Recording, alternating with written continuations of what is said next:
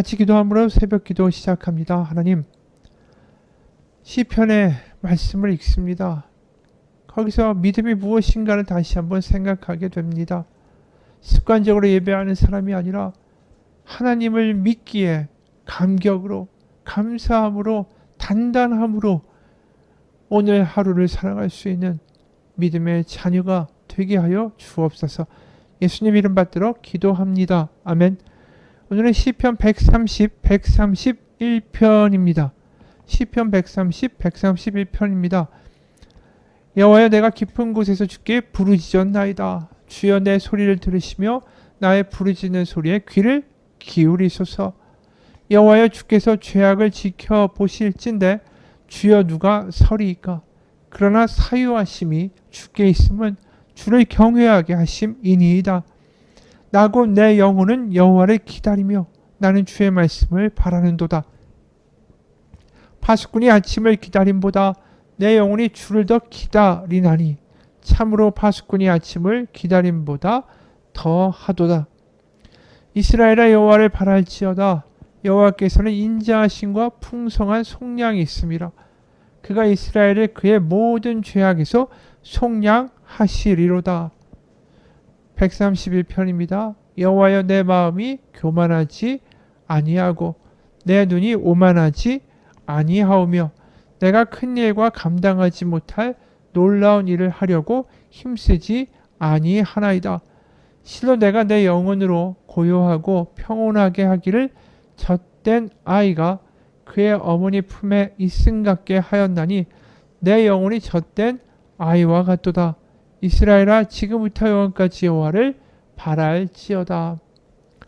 오늘 시편은 이렇게 시작합니다. 여호와여, 내가 깊은 곳에서 주께 부르짖었나이다. 찬양의 시작이 굉장히 인상 깊죠. 깊은 곳에서, 어둠 속에서, 혼란 가운데서, 허무 가운데서 부르짖는다. 처음부터 굉장히 강력하게 노래합니다. 그러면서 2절은 더 담대하게 노래하는 장면이 이어지죠. 주여, 내 소리를 들으시며 나의 부르짖는 소리에 귀를 기울이소서. 어찌나 담대한지 하나님께 명령하는 듯한 이렇게 말을 합니다.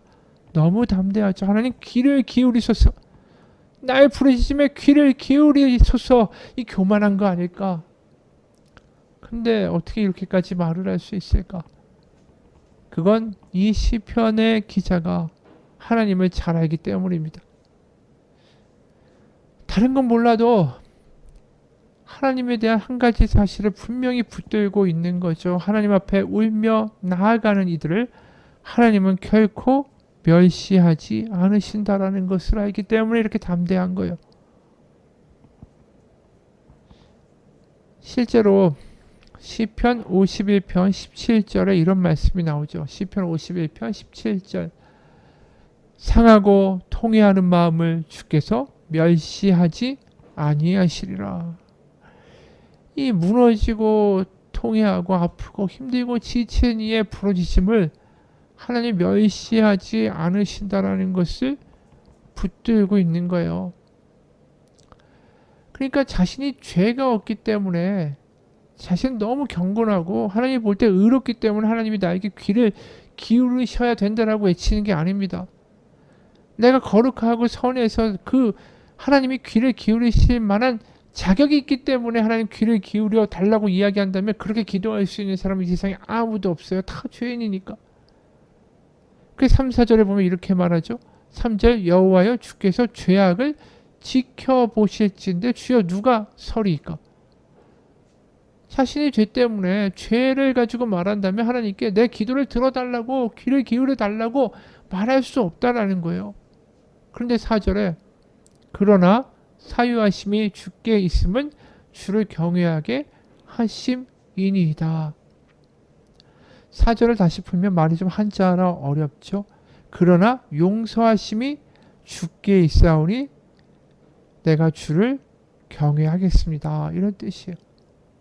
그러니까 내가 죄가 없다라는 게 아니에요. 하지만 죄가 있어도 그걸 덮으시고 용서하시는 주님이시니까 주님, 내 이 상하고 통한 마음을 가지고 기도할 때 하나님 저를 멸시치 마시고 저의 기도를 들어주옵소서. 저 이렇게 주님 앞에 엎드렸습니다. 주님 경외합니다.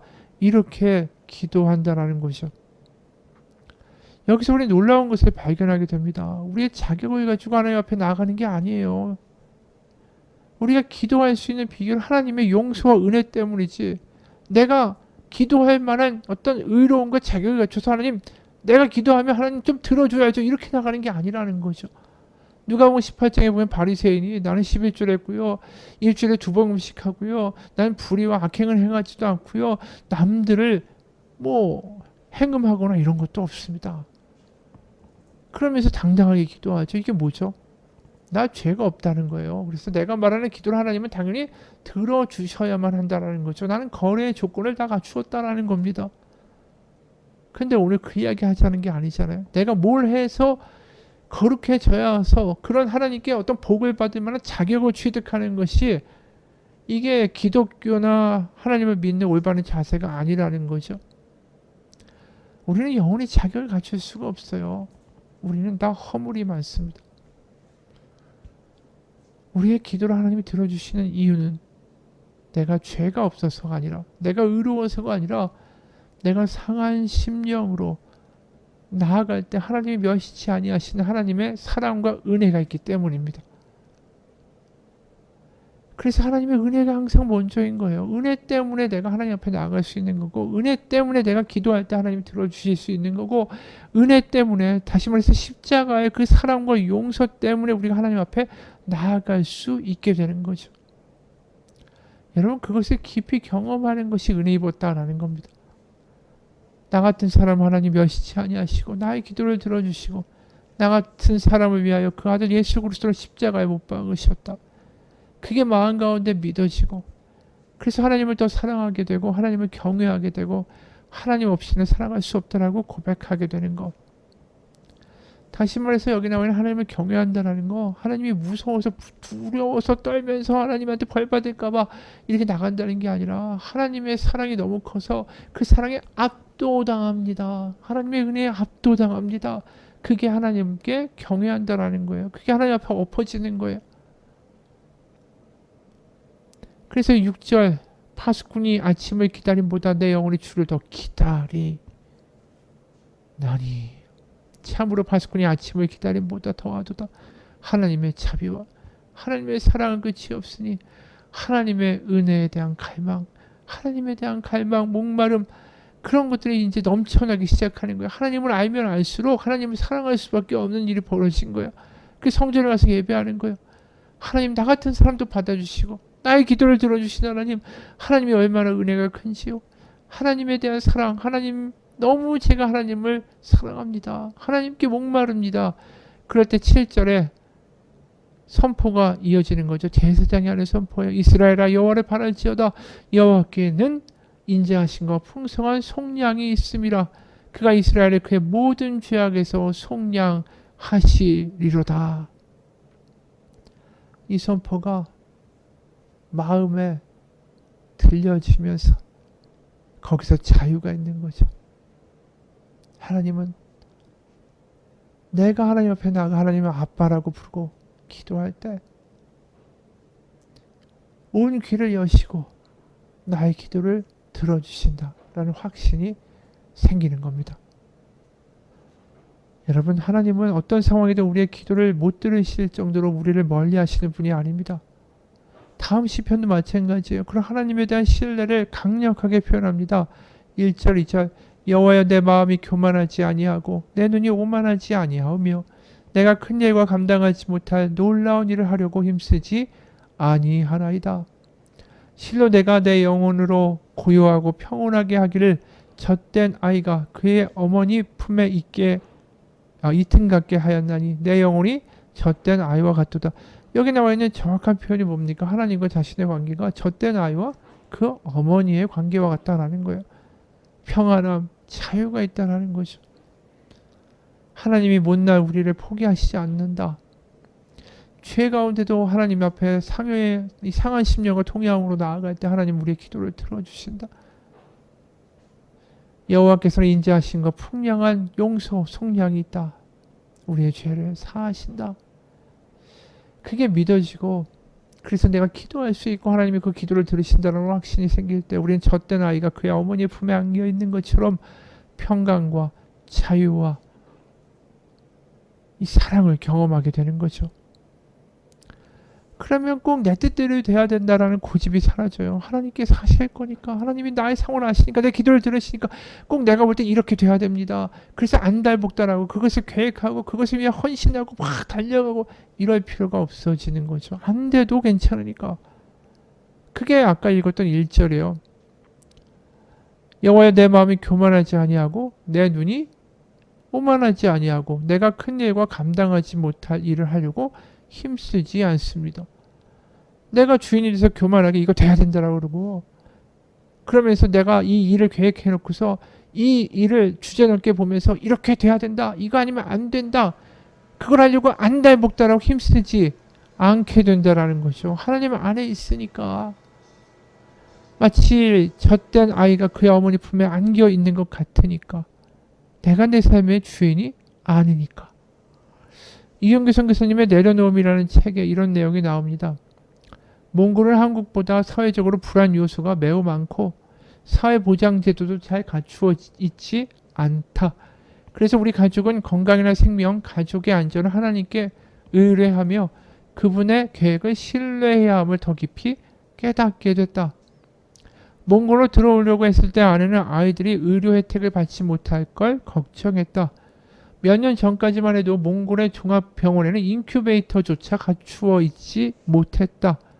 미국의 의료보험 제도를 그 혜택을 누리면서 키우다가 막상 의료 체계가 갖추어지지 않은 환경으로 아이들을 데리고 간다는 게 아내를 너무 불안하게 만들었다. 그런데 아내는 기도하다가 자신이 하나님보다 미국의 의료 제도를 더 의지하고 있다는 것을 깨달았다. 하나님을 더 신뢰하며 자신이 붙잡고 있다는 것을 내려놓아야 자유할 수 있다는 것을 깨달았다. 나중에 몇몇 사람들이 우리 집을 방문하며 아내에게 물었다. 여기 아파트 입구가 많이 어둡고 위험해 보이는데 혹시 나쁜 사람들에게 봉변을 당할까봐 두렵지는 않으세요? 아내의 대답은 매우 간단했다. 하나님의 허락 없이는 그런 일이 일어나지 않죠. 또 하나님이 허락하신다면 다 이유가 있게 마련이지요. 우리 부부는 적어도 하나님께 사명을 받은 사람은 그 사명이 닿을 때까지 하나님께서 데려가시지 않는다라는 것을 믿는다. 설령 우리를 데려가신다고 해도 그때가 하나님의 가장 완벽한 타이밍이다라고 신뢰한다. 하나님과 함께하는 삶, 그게 가장 안전한 삶이라는 것을 우린 다시 한번 고백한다. 우리는 우리의 문제를, 안전의 문제를 매일마다 주님께 의탁해야 됩니다. 하나님께서는 우리의 안전에 관심이 많으시고 우리를 소중하고 존귀하게 여기신다. 그래서 이 문제를 알려드리고 맡겨드리기에 가장 합당한 분이 하나님이시다. 사탄은 우리에게 가족의 안전만큼은 네 손으로 움켜쥐라며 우리를 두려움으로 몰아가지만 이 부분까지 하나님께 맡길 때 우리는 정말 진정한 평안을 누릴 수 있다. 여러분 오늘의 시편의 노래가 우리 가운데 와닿는 이유가 거기에 있는 겁니다. 부족한 우리고 죄 많은 우리지만 하나님 앞에 나아가는 것을 단 한 번도 야 너 죄덩어리니까 저리 가라고 뿌리치거나 미워하시지 않는 우리 하나님 아버지, 나 같은 사람의 기도를 들어주시고 기울여 주시는 하나님 아버지, 그러기에 그런 하나님을 찬양할 수밖에 없는 거죠. 그게 오늘 시편이 노래하는 거예요. 그들이 제사에서 순례자로 올라와서 노래하는 내용이 그거예요. 자비하심이 크시고 속량함이 그 아래에 있는 우리의 아버지, 나의 부모가 되어주신 하나님, 그래서 나이가 자유롭고 기쁨과 감격을 가지고 살아갈 수 있도록 우리를 인도하시는 나의 아버지, 그게 오늘 시편이 찬양하는 하나님입니다. 어느 미국 목사님이 이런 간증을 합니다. 제가 지난주에 집회에 갔다 왔는데 그곳에서 한 분이 자신의 고등학교 시절에 대해서 말하는 걸 듣게 됐습니다. 그는 미식축구를 매우 좋아했고 그것을 자신의 평생의 진로로 정했죠. 그는 실제로 아주 전도 유망한 쿼터백이었습니다. 그런데 허리에 부상을 당했고 결국 미식축구를 포기해야만 했죠. 그는 허리에 대는 부목을 차고 지내야만 했습니다. 또한 근시가 심해져서 두꺼운 안경을 착용해야만 했죠. 결국 여자친구는 그를 버렸습니다. 거기에 그의 얼굴에 난 여드름은 심각한 정도였죠. 그는 자신의 삶을 더 이상 긍정적으로 받아들일 수 없게 됐습니다. 그런 아들에게 매일 아침마다 학교 가기 전 아주 어두운 새벽 시간에 어머니는 그의 방을 찾았습니다. 그리고 그 어머니는 그의 침대 머리맡에 앉아 아들의 어깨에 손을 얹고 부드럽게, 아주 부드럽게 흔들의자가 움직이듯이 앞뒤로 그 아들의 어깨를 어루만졌습니다. 그리고 그렇게 하는 내내 그 어머니는 남부 특유의 사투리로 예쁜 내 아들, 예쁜 내 아들이라고 말해줬습니다. 이것이 홀로 설 수 없이 망가진 한 소년을 향한 말이었고, 그 말이 매일 아침 하루를 시작하게 한 바로 첫 마디의 말이었습니다. 오늘 시편에서 말씀하죠. 실로 내가 내 영혼으로 고요하고 평온하게 하기를 젖된 아이가 그의 어머니 품에 있음 같게 하였나니 내 영혼이 젖된 아이와 같도다. 바로 어머니 품 안에서 내 예쁜 아들, 예쁜 내 아들, 이 이야기를 들으면서 시작하는 이 소년이나 이 시편의 기자나 다 같은 거 아닐까요? 하나님 우리에게 말씀하십니다. 매일마다 그런 하나님의 음성을 들으면서 그분을 붙들고 그분과 손을 잡으며 살아가는 은혜의 하루, 자유의 하루, 감격의 하루가 되시기를 주님의 이름으로 축원합니다. 같이 기도하겠습니다. 하나님께 감격하기를 원합니다. 하나님의 사랑과 하나님의 용서하심이 얼마나 큰지를 다시 한번 절절히 느끼기 원합니다. 하나님의 사랑에 우리의 마음이 무너지고, 그래서 파수꾼이 아침을 기다림보다 내 영혼이 주를 더 기다리노니 참으로 파수꾼이 아침을 기다림보다 더하다는 하나님의 사랑과 하나님의 음성과 하나님의 은혜를 갈망하며 매일마다 그 은혜와 하나님의 음성 가운데 기쁨과 감격으로 살아갈 수 있는 믿음으로 살아가는 우리가 되게 도와주옵소서. 성령님 말씀하여 주시고 우리를 붙드사 이 시편의 고백과 노래가 우리 가운데도 경험되는 역사들이 있게 하여 주옵소서. 예수님 이름 받들어 기도합니다. 아멘.